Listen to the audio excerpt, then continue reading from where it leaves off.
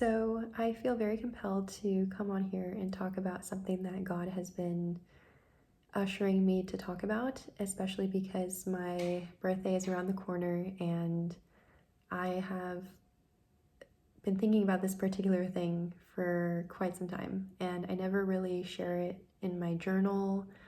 I don't really share it to other people, and it's mostly just between me, myself, and God.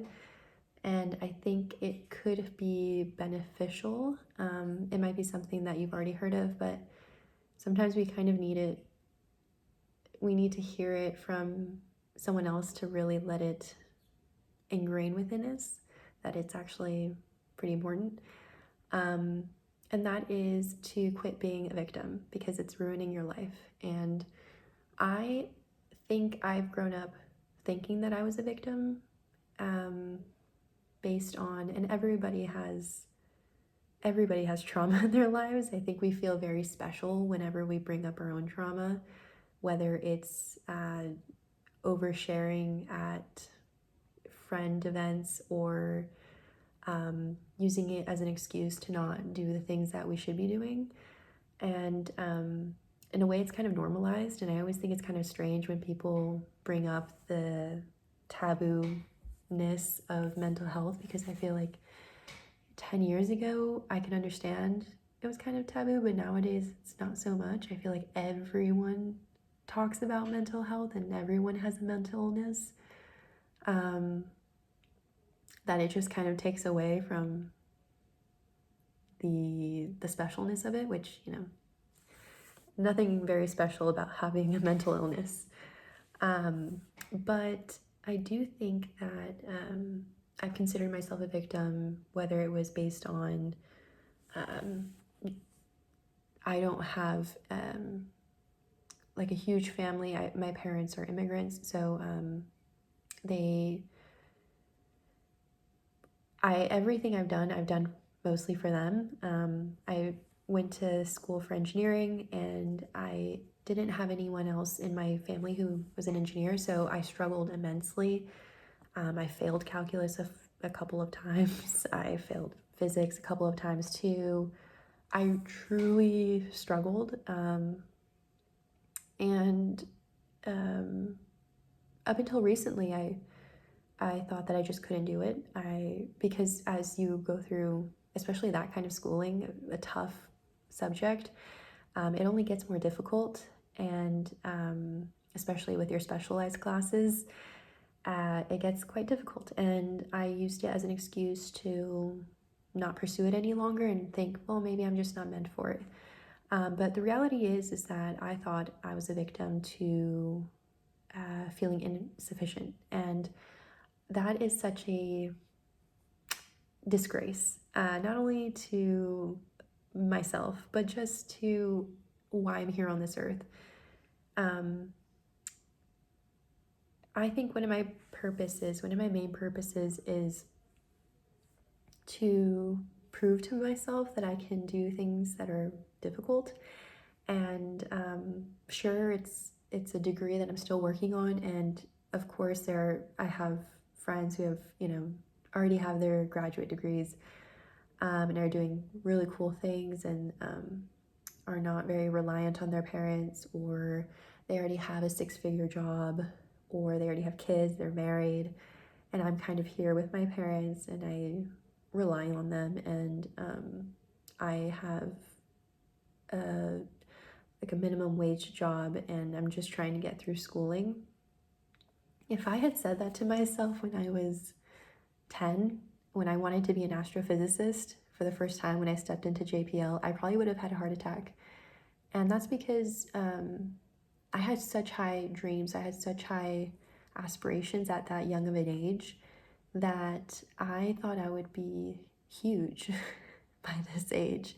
I didn't particularly picture having kids or having a husband, but I definitely pictured being a professor or being an engineer and doing really cool aerospace things by this age.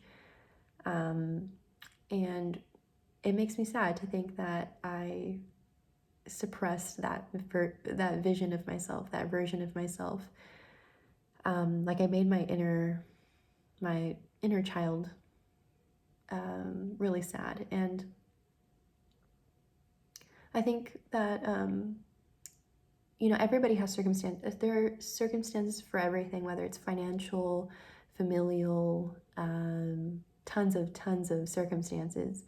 Um, you know, some people don't even have a roof over their heads, or they don't have gas money. There were times that I didn't have gas money, or I was gonna fall behind on rent when I was living alone, or I couldn't even buy milk. And that is such a crazy concept to think of. And it's all because I quit jobs prematurely because I didn't want to do them anymore, even though I had things to pay for. Or I just focused way too much on circumstances and I couldn't see beyond them. And I just have gone through so many circles these past 2 years of finding jobs that I ultimately hated, people that I've hated. And it's all because I was trying to run away from something that I thought that I perceived as causing pain. Instead of finishing my engineering degree, I would find side quests, and I found a job at Amazon for a little bit at the fulfillment center. I worked at a juicery. I worked at Mango. It's kind of like a Zara, but it's kind of more contemporary, more like older woman. Anyways, I worked at Anthropologie. I worked as a tutor. I worked as a nanny abroad. And maybe it seems kind of like, oh, that's kind of cool. Like you've done quite a few things. I just kind of think of, I just wish I just stuck to that original plan, the plan that I thought I would definitely nail down. But because of viewing myself as a victim and that I can't do this degree because I'm stupid, or I can't do this degree because it's just way too hard, and all of my other classmates are super smart and they have engineers in their family that of course they can do it, and just being met with failure too. And failure is one of those things where now I understand that it's inevitable, and it happens to even the smartest people. But I just knocked myself down every time I failed. And I cannot tell you the pain, sweat, and tears that I've gotten to this point where I still have about a year left of school. And to feel like I just quit on myself is just really, really saddening. And the whole point of this video, is I need to stop being a victim and to get my life together, because I cannot be running in circles, and you cannot be running in circles either. Just get it done. If it's something that you don't even see yourself doing after you graduate, or whatever goal you're picturing, just do it, because you're going to feel so much better when you cross that off of your list, especially if it's something that you created, a goal that you've made a long time ago. Don't quit on yourself. You only have yourself. You wake up every day in the same body, and you go to sleep in the same body. You have the same mind. You look at yourself in the mirror, and that's all you have to show up for. Truly, because everyone's gonna die. And why are you just gonna quit on yourself so easily? I don't care how many times you've quit and how many times you failed something. That just goes to show how much you're willing to put the effort in. Because if I truly hated this subject, I would have quit a long time ago, like with my other peers in Calculus 1. And I truly believe that God instills these certain things in you because he knows that you can do it and that you're capable of doing it. He wouldn't want you to just be miserable. There were so many times where I thought, like, oh, I should have just done something way easier. I should have just done, I don't know, like communications or something way easier. But I go back to when I was a kid, and that's why I think you should also go back to when you were a kid, because you didn't have that societal pressure, and you just viewed the world so, not naively, but just with so much curiosity. There's nothing like a child's curiosity. and just think, what do I want to what do I want to be when I grow older? And if it's currently the goal that you're working on, you're probably onto something, and don't give up on that younger version of yourself, because that's all that they have. And you wouldn't want to see that in if you do have a child in the future. You would want to keep encouraging them if you're truly a good parent, and keep supporting them like my parents are.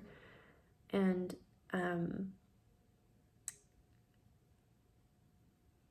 I think it's also important to show up for yourself, and to also prove to others that you can do it. I have had professors and chairmen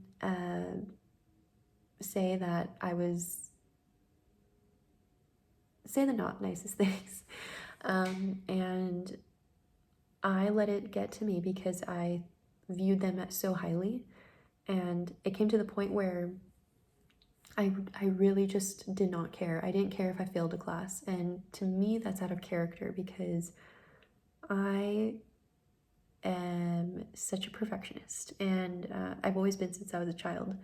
I would do my homework several times, the same homework, so that I understood the material. And I think that those are traits that just don't come by.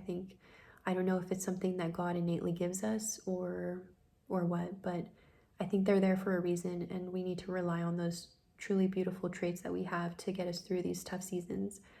Because without them, without God or whoever you believe in, it just makes life it just makes it miserable, and you don't deserve to live like that. This all goes to show that it's going to be my birthday next month, and I think I needed to hear this, and I value input too.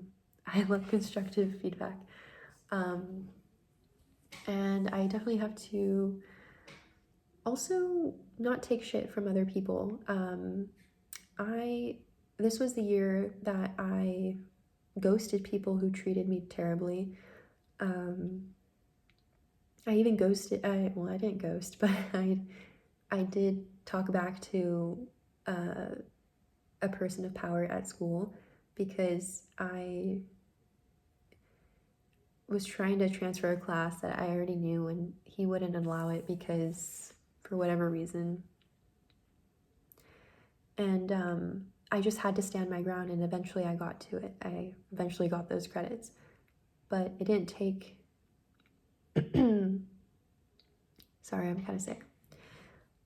It definitely took courage and my own inner knowing that I can do it for me to get to that finish line. And I hope that you know that you can do it, because you're more than capable.